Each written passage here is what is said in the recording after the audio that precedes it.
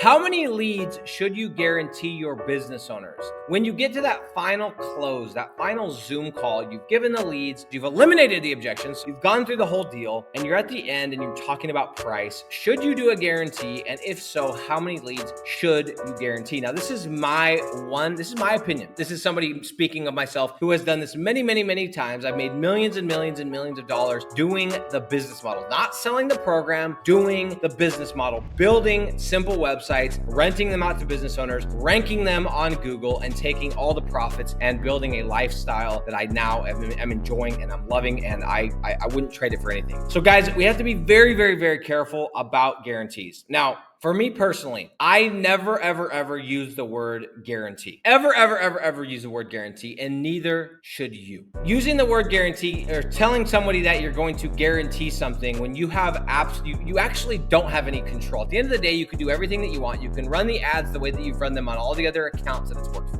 You can do the SEO the way that you've done it on other websites. And at the end of the day, there is some element of it that is out of your hands. So I never personally like to use the word guarantee. In fact, I have never used the word guarantee. I hate that word. And I would recommend that you as well do not use the word guarantee, because you're going to get into a whole plethora of gray areas and people coming back and saying you guaranteed this and you guaranteed that and this didn't happen. Guys, I don't use the word guarantee, but there's a step past this that we have to be very careful of.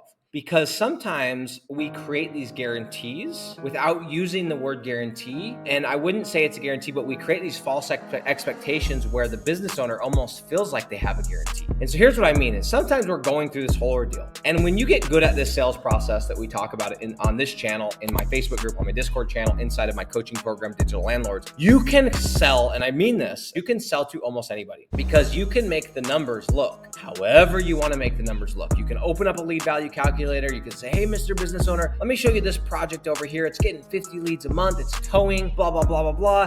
And you can position and make it look really good. The issue is we need to fulfill. We have to fulfill on this. And if we don't fulfill on this, or if the business owners don't make money, is actually what it ultimately comes down to, they are eventually going to cancel. And if you are here to make money and you are here to grow your empire and you are here to create long relationships with these business owners so that you can have a passive business, you have to make sure that expectations are managed. And so you have to be very careful about the numbers that you toss around and the numbers that you use, because the numbers that you use are the numbers that they're going to remember. So let me give you an example. When you open up your lead value calculator, you want to make sure that all of the numbers that you are using for your example, when you're showing them how the numbers play out, you want to use the lowest number possible to where the deal still makes sense. So for example, if I'm using a concrete example and I ask the business owner, what's your ticket size? They tell me $5,000. Right? And then I say, what's your closing percentage? And they tell me 50%. And I say, well, let's put it at 25 or 30 just to be safe. And then they give me their profit margin. And they say 25%, I'm going to say, well, maybe let's do 20. I want to do everything safe. Now, here's what you have to be careful of is I can go over to the lead section of a lead value calculator. By the way, if you don't know what I'm talking about, you will easily find this inside my Facebook group. It's a free tool. There's a couple different ones that we use, but in the last section, you put the number of leads. And if you're not careful and you jam in a number, like let's say 30, you put 30 leads and all of a sudden they look at their net profit and they're making $8,000 per month net profit. And you create this false expectation that they're going to get 30 leads. Now they may get 30 leads, but if you are pre-selling deals, you don't expect 30 leads at all for some of these niches and cities that are somewhat small, but definitely don't expect 30 consistent leads per month until you are ranked. So you have to be very careful. So what I'll typically do is I'll put the numbers. Let's say it's $5,000 as a ticket size, 20% profit margin because I went down from 25% that they told me to 20. And then let's say they tell me their closing percent is 80% and I chip it down. I say, look, let's do 30%. I'm going to go over, I'm going to see what the lowest number I can possibly put in there as the leads per month to make it so that the numbers still make sense, to make it so that if they're paying me $1,000, they're going to make $3,000, therefore doubling their money. I hope that makes sense. So typically what this ends up being in the niches that I go into, which is tree service and concrete, typically I can get away with putting in 12, 13, 14, 15, somewhere in that range of leads. And the reason that I do that is because yes, I could go and say, hey, look at my website, Bentonville Concrete, and I can show you hard data that I've been getting 30 to 50 leads per per month for the last 3 years. Amazing.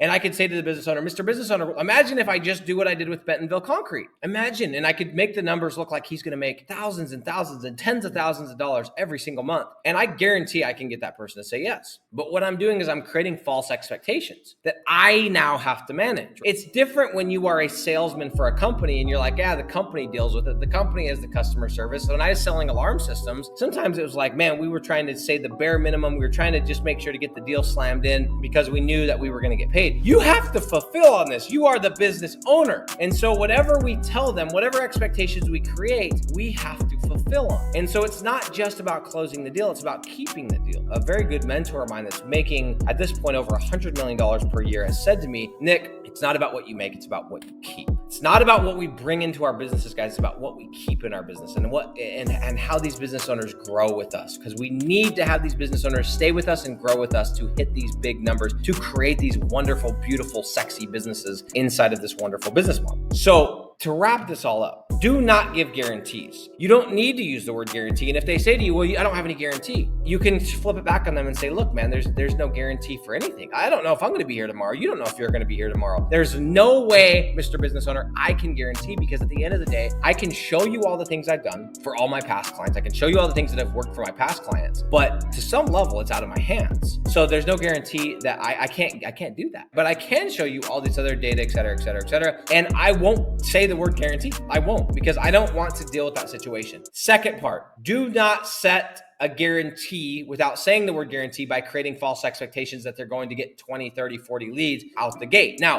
if you have a website like Bentonville Concrete, you have a turnover with a tenant or with a business owner, and you know you're going to get 30 leads, still do not tell them 30 leads are going to come in. What I would do is I would be very smart. I would still pitch it at 15 to 20 leads. I might go a little bit higher so that I can charge more money, but I'm still going to have the expectations be around that 15 to 20 leads. Why? Because then the very first month, they're expecting 15 to 20 leads. I come in and smack them with 30 leads. They're going, dude, this guy came to play ball. And I am going to increase the likelihood that that client stays with me for the second contract and for the second year and the third year, the fourth year, the fifth year. Guys, everything that I do is trying to think long-term. I'm trying to think about how I can build an empire. I'm trying to think about how I can build business that can serve me when I'm traveling. And I have clients that I don't need to be talking to all the time. I want to create low expectations that still make sense. I want, even with the lowest of expectations, the numbers to still make sense, knowing I'm going to come in and blow it out of the water. You do this, guys.